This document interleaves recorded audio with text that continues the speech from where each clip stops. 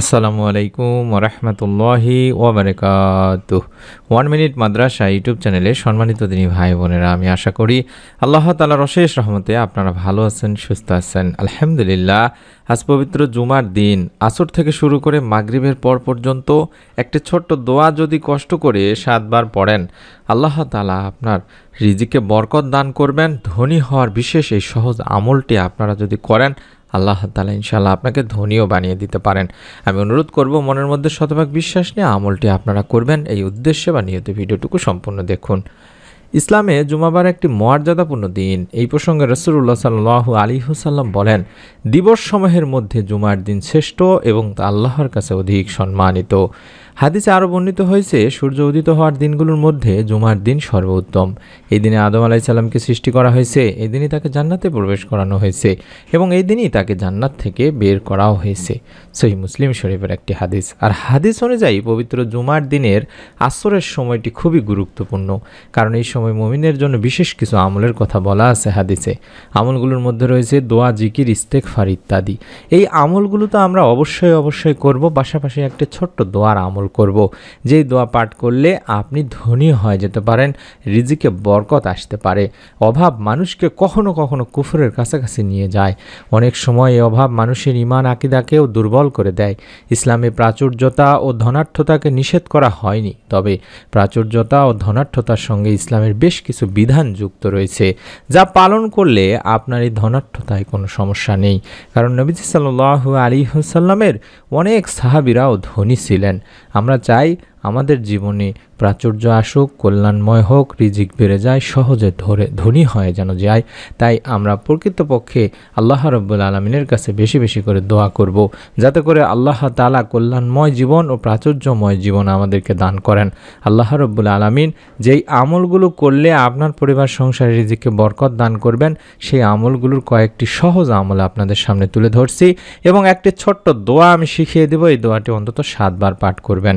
প্রথমে ইস্তেগফারের আমল করবেন, কারণ ইস্তেগফার পাঠে বান্দার অভাব মোচন হয়, পাপাচার ক্ষমা করা হয়। সন্তান সন্ততির অভাব যেমন থাকে না, তেমনি রিজিকেও আসে পরিপূর্ণ বরকত।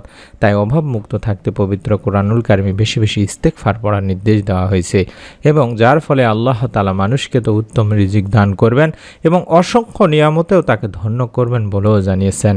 তাই তো মহান রব আল্লাহ রাব্বুল আলামিন বলেন, অতঃপর বলেছি, তোমরা তোমাদের পালনকর্তার কাছে ক্ষমা প্রার্থনা করো, তিনি অত্যন্ত ক্ষমাশীল, তিনি তোমাদের উপর অজস্র বৃষ্টিধারা ছেড়ে দেবেন, তোমাদের ধন সম্পদ ও সন্তান সন্ততি বাড়িয়ে দেবেন, তোমাদের জন্য উদ্যান স্থাপন করবেন এবং তোমাদের জন্য নদী নালা প্রবাহিত করবেন। সূরা নূর আয়াত 10 থেকে 12তে বলা হয়েছে।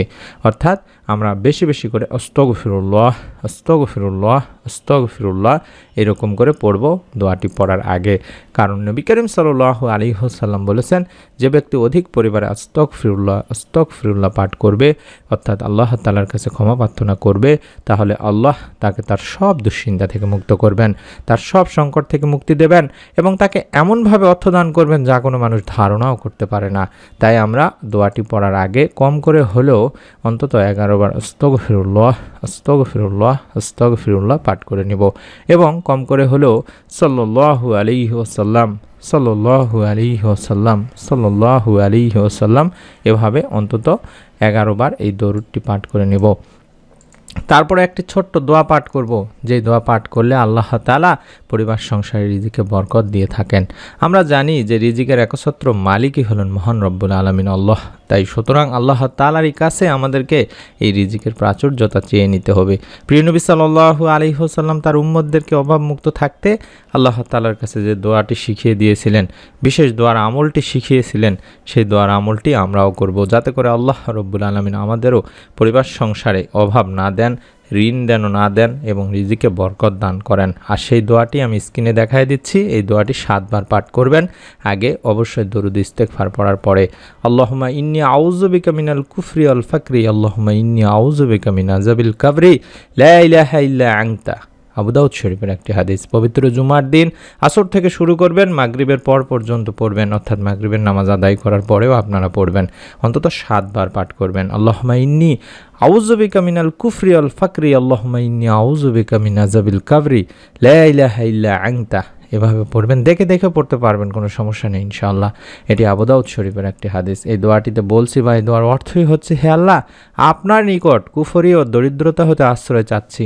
হে আল্লাহ, আমি কবরের আযাব থেকে আপনার কাছে আশ্রয় চাচ্ছি। আপনি ছাড়া কোনো ইলাহ নেই। আমি আশা করি আপনারা সকলে আমলটি করবেন। নিয়ত করে ফেলুন, ভিডিওটিতে একটি লাইক দিয়ে কমেন্ট সেকশনে আমিন লেখার মাধ্যমে ভিডিওটি আপনার নিকট আত্মীয় স্বজনদের কাছেও শেয়ার করে দিন। নতুন আমলের ভিডিও আপনার মোবাইলে পাওয়ার জন্য অবশ্যই চ্যানেলটি সাবস্ক্রাইব করার এবং বেল বাটনটি অন করে রাখার অনুরোধ করছি। সকলে ভালো থাকুন, সুস্থ থাকুন।